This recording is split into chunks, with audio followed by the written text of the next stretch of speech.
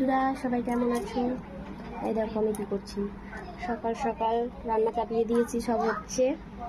এই যে শাক বাছলো মা, এই যে শাপলা দেখো, এবারে কত মোটা মোটা শাপলা, আর খুব শক্ত, কারণ এখন শাপলা সিজন না, এখন আর শাপলা পাওয়া যায় না, যেহেতু আমাদের নদীর পাশেই বাড়ি, আমাদের পাশেই নদী আছে, তো সেই জন্য আমরাই পাই,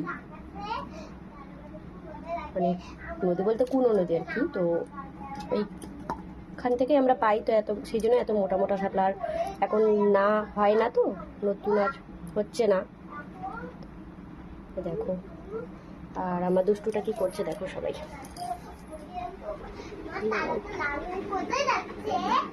দিদরের সাথে বসে বসে গল্প করছে।